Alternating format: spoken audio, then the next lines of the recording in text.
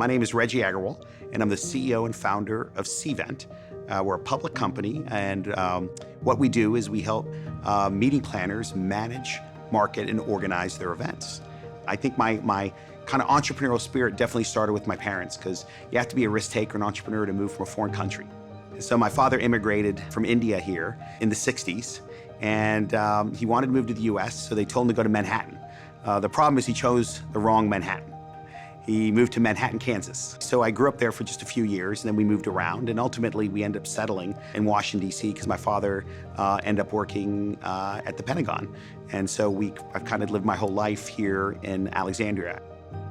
Being a lawyer is something that I think I might have, learned to be with because I was in student government or on the debate team. So I kind of did it because I wasn't completely sure what I wanted to be. I worked in the legal field for about 5 years before I said, you know what, I'm gonna kind of not say throw it all away, but I'm gonna jump and do something that's completely different. I was working full-time as a lawyer, 60 or 70 hours a week, but then I started a nonprofit, and it was an organization that brought CEOs together. It was called the Indian CEO High Tech Council.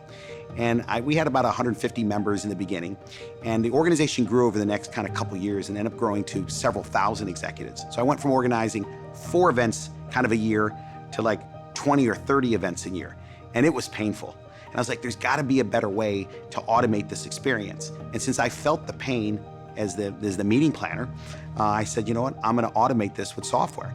And so then, I decided to start Cvent to solve that pain point and make it a little easier to plan events. I never thought that Cvent would be where it is today. That wasn't the reason why I started the company. There were so many people that believed in the business, because I couldn't have got through this by myself. You need a team, that's around you to really believe. But I will tell you, the output of the company now is much greater than just me or my wife. Now it's my kids, it's obviously all the employees and their families, and that's what's really exciting.